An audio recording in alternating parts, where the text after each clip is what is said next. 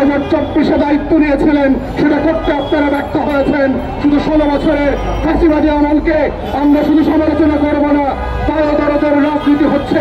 আপনাদের ভালো কাজের প্রশংসা যেমন করব, সমর্থন যেমন করব, আপনাদের ব্যর্থতার সমালোচনাও আমরা করব। এটাই হচ্ছে নতুন বাংলাদেশে গণতান্ত্রিক মূল্যবোধের রাজনীতি। প্রিয় দেশবাসী, বিশাল সোসাইটি আয়োজিত আজকের এই মানববন্ধনে উপস্থিত ভাই বোনেরা, সাংবাদিক বৃন্দ, আসসালামু আলাইকুম।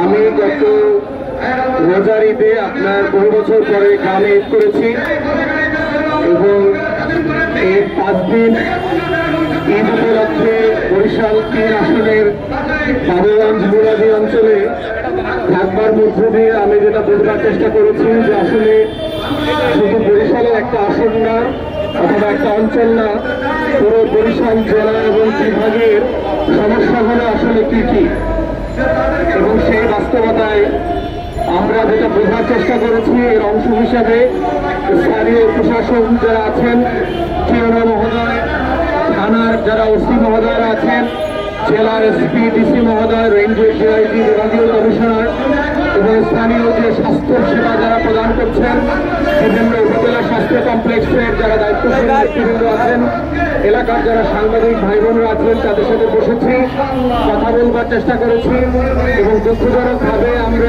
যেটা জানতে পারলাম সেটা আসলে বাংলাদেশের পরিসংখ্যান ব্যুরো গত 2 বছর আগে বাংলাদেশ সরকারকে যে প্রতিবেদন দিয়েছে তার সাথে খুবই সামঞ্জস্যপূর্ণ।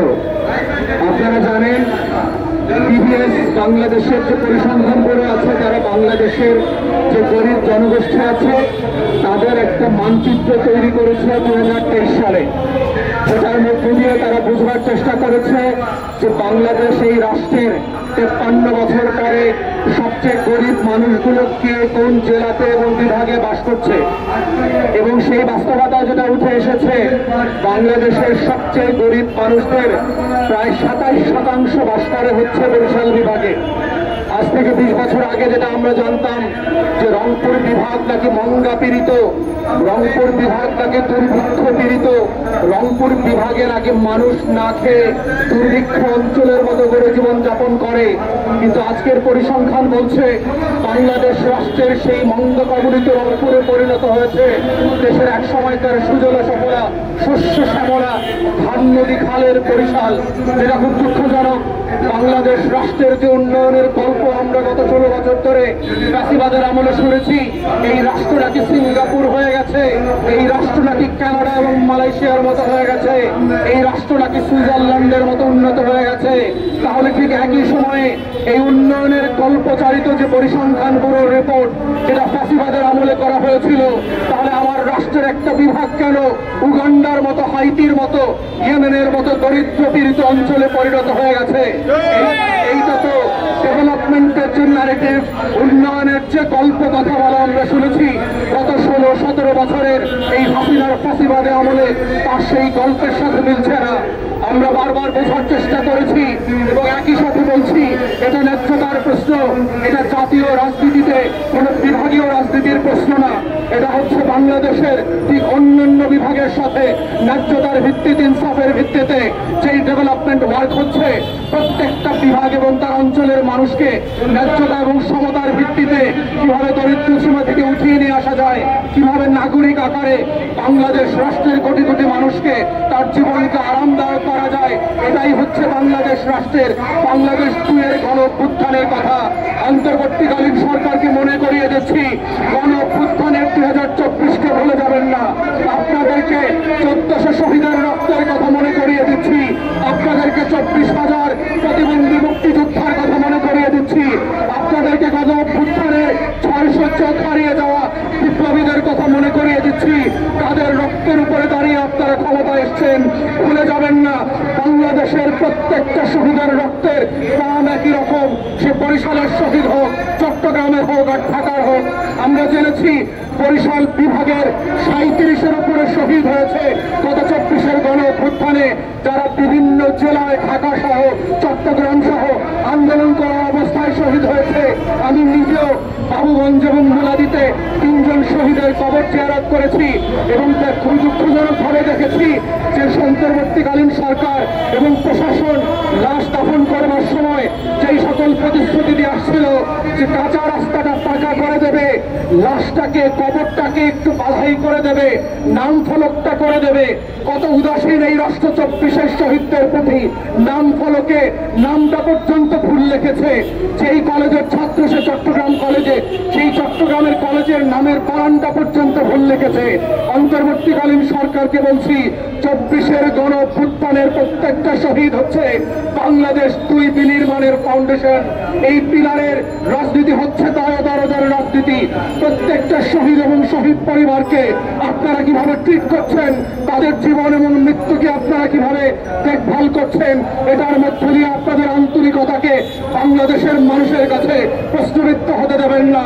তাই যেই ওয়াদা করে দিয়ে আসছিলেন, খালের উপরে ভাঙা চারটাকে পাকা করে দিয়ে আসবেন, পাশের চার পালিয়ে গেছে আমেরিতে, এইটা ওয়াদা ছিল না। গত 8 মাসে আপনারা একটা পাশের চারকে পাকা করে দিতে পারেন নাই, আধা কিলোমিটার একটা কাঁচা রাস্তা পাকা করে দিতে পারেন নাই।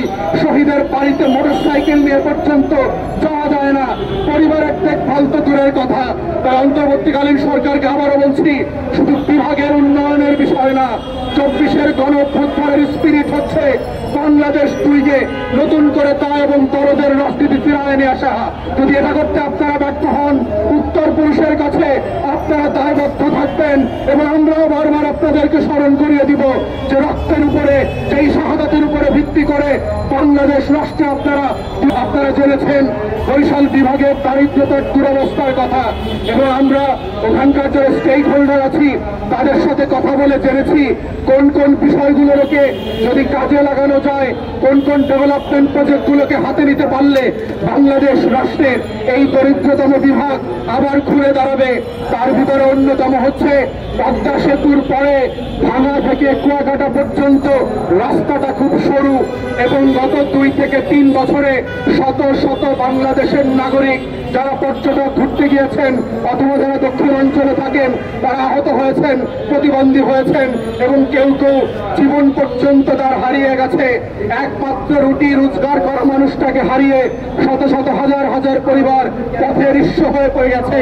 অতএব সেই বাস্তবতায় আমরা দাবি করছি সরকারের যোগাযোগ মন্ত্রণালয়ের দায়িত্বের উপদেষ্টা আছেন, ইমিডিয়েটলি 6 লাইন করে অথবা 8 লাইন করে যেই সড়কের মহাপরিকল্পনা ছিল পদ্মা সেতুর সাথে, সেটাকে আবার রিইনস্টেট করতে হবে। প্রয়োজনে আপনারা খরচকে রিভাইজ করেন। যদি মনে করে থাকেন এখানে লুটপাট হয়েছে, অতিরিক্ত টাকা খরচ করে বাংলাদেশে ব্যবসার রাজনীতি, উন্নয়নের রাজনীতি করা হয়েছে, আপনারা সেটাকে রিভাইজ করে খরচ স্ল্যাশ করেন। স্ল্যাশ করে এই বাজেটে এটাকে বরাদ্দ দিয়ে নতুন করে কাজ ইমিডিয়েটলি শুরু করতে হবে আগামী জুন-জুলাইয়ের মধ্যে।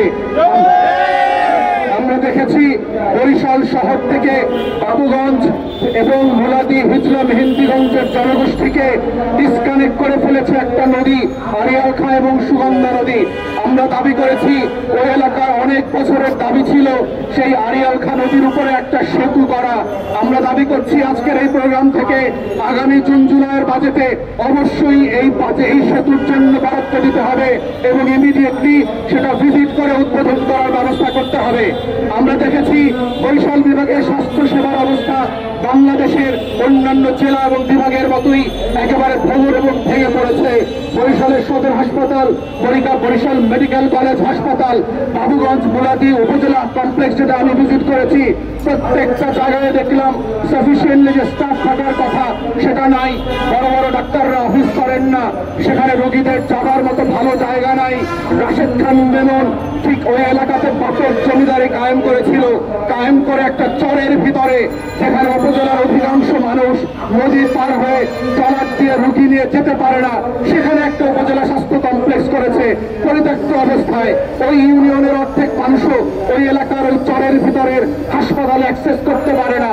বাংলাদেশের ডেভেলপমেন্টের নামে গত দশকের পর দশক ধরে যে লুটপাট হয়েছে, বরিশালের সেই বাহেবচরের উপজেলা স্বাস্থ্য কমপ্লেক্স হচ্ছে একটা ক্লাসিক্যাল এক্সাম্পল। এটার মধ্য দিয়ে প্রমাণ হয়েছে যে উন্নয়নের যে ন্যায্যতা থাকা দরকার ছিল পুরো দেশ করে যেই সমতা কায়েম হওয়া দরকার ছিল সেটা নাই। আপনারা দেখেছেন ভোলায় বাংলাদেশের অন্যতম বৃহৎ 3টা গ্যাস কেন্দ্র আবিষ্কৃত হয়েছে, কিন্তু বরিশালবাসীর দাবি হচ্ছে এই গ্যাসের কোনো ন্যায্য হিস্সা বরিশাল বিভাগের মানুষ পাচ্ছে না। তারা বারবার দাবি করেছে এটার ন্যূনতম একটা ফ্র্যাকশন পার্সেন্টেজ হলেও বরিশাল বিভাগের উন্নয়নের জন্য রাখতে হবে। আপনারা জানেন বাংলাদেশে সমুদ্র সীমা বিজয়ের যে নাটক করেছে হাসিনা সরকার, তারপর থেকে বঙ্গোপসাগরে 46টা গ্যাসের ব্লক তৈরি করা হয়েছে, কিন্তু সেটা বাপেক্সকে আমাদের যে জাতীয় প্রতিষ্ঠান আছে তাকে খনন করবার অনুমতি দেওয়া হচ্ছে না। কিন্তু পাশ থেকে আমরা দেখতে পাচ্ছি বঙ্গোপসাগর থেকে ভারত এবং মিয়ানমারের লোকরা এসে, সেখানকার কোম্পানি এসে আমার দেশের পাইপলাইন দিয়ে গ্যাস এবং তেল উত্তোলন করে নিয়ে যাচ্ছে। তাহলে আপনি কি বিজয় করলেন যে এই বিজয়ের পতাকা মালাটা আপনি ভারতকে আর মিয়ানমারকে সঁপে দিয়েছেন? এটা তো ডেভেলপমেন্টের সাথে যায় না। তাই আমরা অনবিতি বিলম্বে দাবি করছি যে এই যে 46টা গ্যাসের ব্লক বঙ্গোপসাগরে আছে সেখান থেকে ইমিডিয়েটলি বাপেক্সকে দায়িত্ব দিয়ে